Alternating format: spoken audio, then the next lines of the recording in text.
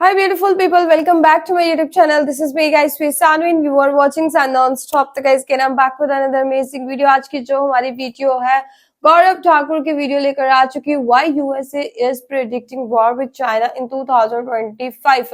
वैसे दुनिया के अंदर जो माहौल चल रहा है इस टाइम पूरी दुनिया के अंदर सिर्फ चाइना और यूएसए की वॉर की ये बात नहीं है, बल्कि ओवरऑल देखा जाए तो हर कंट्री जो है वो दूसरी कंट्री के साथ वार की तैयारियां कर रही है या कुछ कंट्रीज तो वार बकायदा कर रहे हैं एक दूसरे के साथ।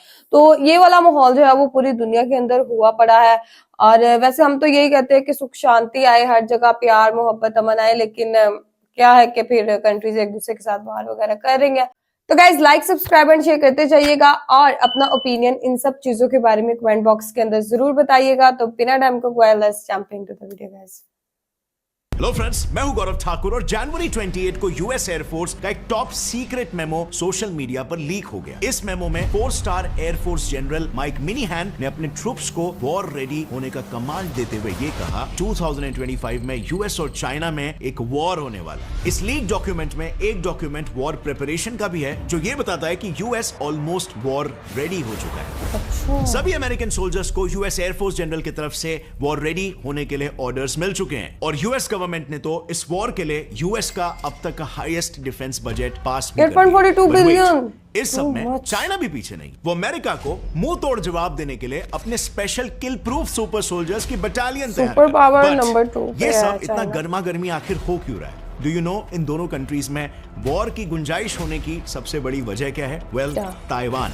ऐसा इसीलिए क्योंकि 2024 में यूएस और ताइवान इन दोनों कंट्रीज में प्रेसिडेंशियल इलेक्शंस होने वाले हैं। अब इसका मतलब ये होगा कि जहां पर एक तरफ यूएस अपने इंटरनल मैटर्स में डिस्ट्रैक्टेड रहेगा तो वहीं पर दूसरी तरफ चाइना के लिए ताइवान पर फुल फ्लेज्ड इन्वेजन करने का ये बेस्ट टाइम होगा जो ऑटोमेटिकली यूएस को इस वॉर में खींच लाएगा। तो बात कुछ ऐसी है ना, 1979 में यूएस ने ताइवान के साथ एक ताइवान रिलेशंस एक्ट नाम की एक ट्रीटी साइन की थी जिसके तहत यूएस ने ताइवान को मिलिटरीली सपोर्ट करने का कमिट किया है। इसी ट्रीटी को बैकिंग बनाकर recently US president Joe Biden ने यह भी कहा है कि अगर चाइना ने ताइवान पर इन्वेजन करने की कोशिश की तो चाइना को इसका जवाब यूएस से मिलेगा, वो भी ताइवान को फुल मिलिट्री सपोर्ट देकर। अब इस असर्टिव स्टेटमेंट का नतीजा यह हुआ कि चाइना अब ताइवानीज एयर स्पेस में फाइटर जेट्स घुसाकर उन्हें ओपनली सरेंडर करने की धमकी दे रहा है, वो भी इतने फ्रीक्वेंटली कि एक दिन में 19 फाइटर जेट्स उनके एयर स्पेस में आ रहे हैं और न्यूसेंस क्रिएट कर रहे हैं। अब इस डर में वैसे तो ताइवान भी अपनी फोर्सेस को बढ़ा रहा है,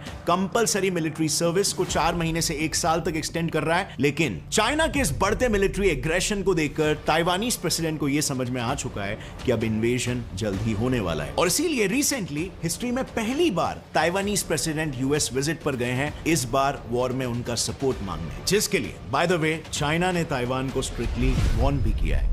बट यही वो टर्निंग पॉइंट है। इनफैक्ट यूएस और चाइना ने तो वॉर प्रिपरेशन भी शुरू कर दिया है। यूएस ने अपना पहला लेवल अटैक का इंटेल गैदरिंग को बनाया जिसके लिए वो चाइनीज डिप्लोमैट्स के सैटेलाइट फोन्स को टैप कर रहा है। इसके लिए यूएस ने वॉशिंगटन के अंदर स्थित चाइनीज एम्बेसी में तो बग्स या माइक्रोफोन्स भी प्लांट कर दिए ताकि वो बीजिंग फॉरेन मिनिस्ट्री और वॉशिंगटन की चाइनीज एम्बेसी के बीच शेयर होने वाले सेंसिटिव इंफॉर्मेशन को इंटरसेप्ट कर सके। चाइना की हर बात पर ट्रैक रखने के लिए यूएस ने ऑस्ट्रेलिया, न्यूजीलैंड और जापान जैसी चाइना को पता नहीं ट्रैक किया जा रहा है, बेसिस बना लिए। ऑल्सो यूएस कन्वेंशनल मोड से भी इंफॉर्मेशन निकाल रहा है। इसमें कुछ यूएस कंपनीज गवर्नमेंट की मदद से इस वारदात को अंजाम दे रही है, especially companies like Loral and Hughes जिनका चाइनीज गवर्नमेंट के साथ कॉन्ट्रैक्ट है। वो यूएस गवर्नमेंट को क्रूशियल इंफॉर्मेशन पास ऑन कर रही है और यूएस को चाइनीज सिटीजंस को भी रिश्वत देकर उनसे इंफॉर्मेशन निकलवा रहा है। जैसे सनबो जो कि एक चाइनीज शिपयार्ड कंपनी के जनरल मैनेजर है, उन पर एस्पियोनाज करने का एलिगेशन लग गया है। लेकिन इन सब फ्रंट्स के अलावा भी यूएस ने दूसरे फ्रंट्स पर भी तगड़ी तैयारी कर रखी है। यूएस अब चाइना को चारों तरफ से घेर रहा है। यूएस ने चाइना के बिल्कुल ऑपोजिट स्थित देश और यूएस के सबसे क्लोजेस्ट एलाय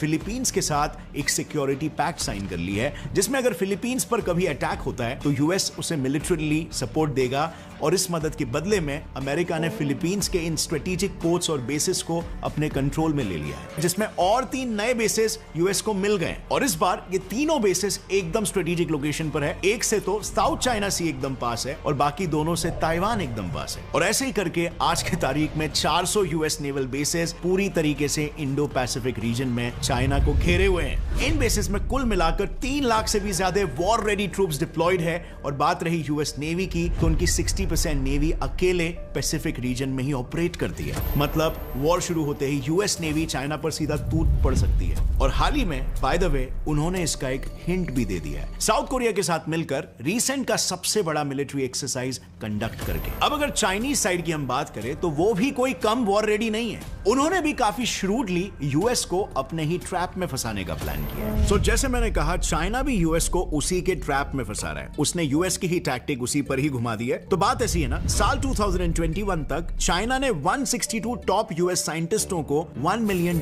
का ग्रांट देकर हायर कर लिया था, क्योंकि ये वो साइंटिस्ट है जिनके पास यूएस के न्यूक्लियर प्रोग्राम और कोड्स की सारी सेंसिटिव और रिस्ट्रिक्टेड जानकारी है। अब ये सारी जानकारियां और यूएस के सीक्रेट्स चाइना के पास होना का मतलब हो गया यूएस का गला चाइना के हाथों में होना। चाइना ने ताइवानीज मिलिट्री में भी स्पाइस को इनफिल्ट्रेट करवाया और बस पिछले 10 सालों में ही 21 सीनियर ताइवानीज मिलिट्री ऑफिसर्स को स्पाइंग के लिए कन्विक्ट किया गया है। अब point two notice over here is इतने तो सिर्फ पकड़े गए। अब आप सोच सकते हो कि कितने होंगे जो अभी भी आजाद घूम रहे। इन एजेंट्स को इनफिल्ट्रेट करवा के चाइना यूएस और ताइवान के हर मूव पर नजर रखे हुए है। मगर चाइना इसके अलावा दूसरे मेजर्स भी यूज कर रहा है, जैसे उसने अपनी स्पेस कैपेबिलिटीज का भी पूरी तरीके से इस्तेमाल किया है। सिर्फ पिछले 2 सालों में चाइना ने अपने सैटेलाइट काउंट को दुगना कर दिया है और उनमें एडवांसमेंट्स को भी तेजी से बढ़ा दिया है। इसे ही देखिए, ये है चाइना का TJS-3 सैटेलाइट, जिसे कम्युनिकेशन एक्सपेरिमेंट सैटेलाइट के नाम से भेजा गया है। लेकिन टेक ऑफ के कुछ दिनों बाद ही ये अमेरिकन सैटेलाइट्स का ही सर्वेलेंस कर रहा है। ये वही सैटेलाइट्स है जो यूएसए के सीक्रेट मिलिट्री कम्युनिकेशंस को सपोर्ट करते हैं। और अगर इसी हिडन सर्वेलेंस की बात करें तो रिसेंटली चाइना और रशिया के वॉरशिप्स को यूएसए के ऑयल रिच रीजन अलास्का में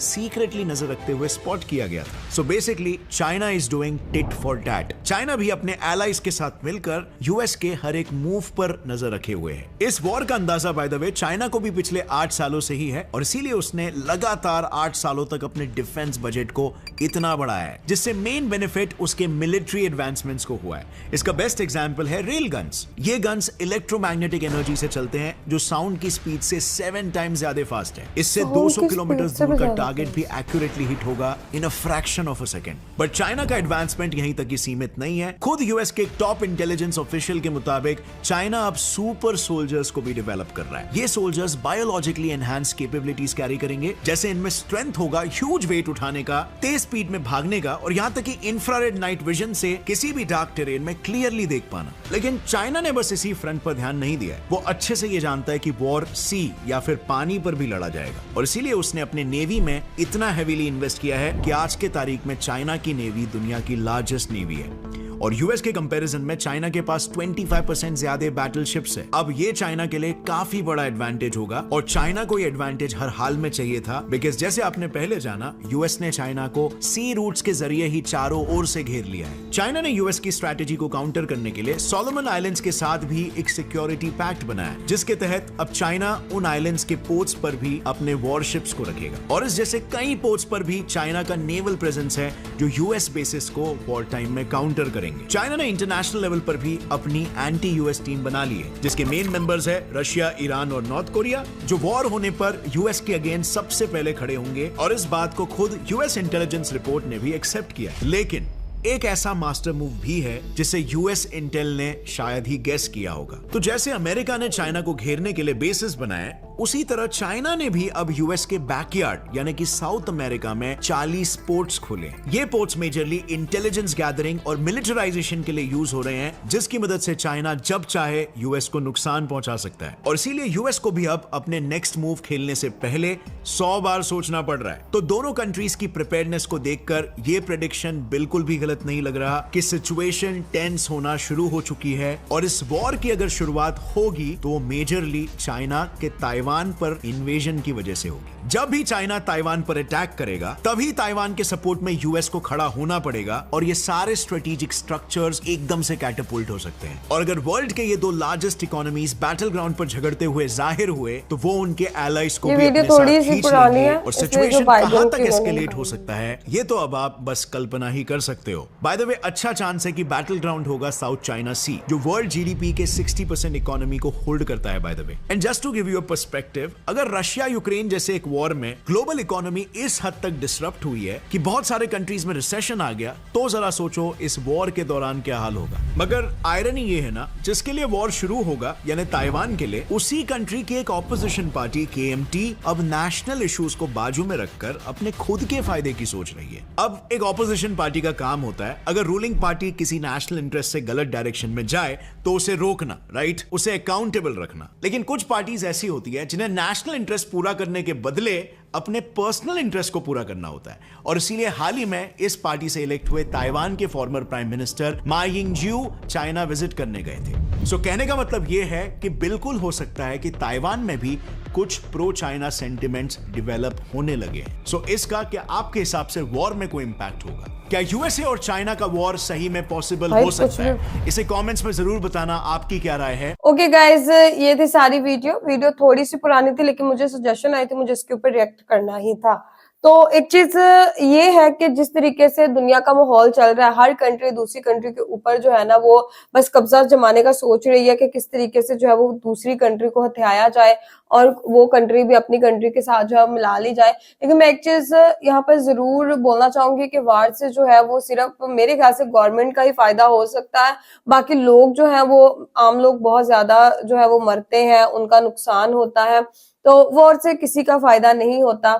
हर कोई अपनी कंट्री के अंदर खुश है, लेकिन फिर भी जो है अब देखिए सुपर पावर है यूएसए और सेकंड नंबर पे चाइना जो है वो ज्यादा पावरफुल है कंट्री दुनिया में। तो अगर इन दोनों की लड़ाई हो जाती है तो नुकसान बहुत ज्यादा जो है वो होगा। इसका इम्पैक्ट वॉर का जो है वो ना ही सिर्फ चाइना के ऊपर और यूएसए के ऊपर पड़ेगा, बल्कि ओवरऑल पूरी दुनिया के ऊपर इसका जो है वो असर पड़ सकता है।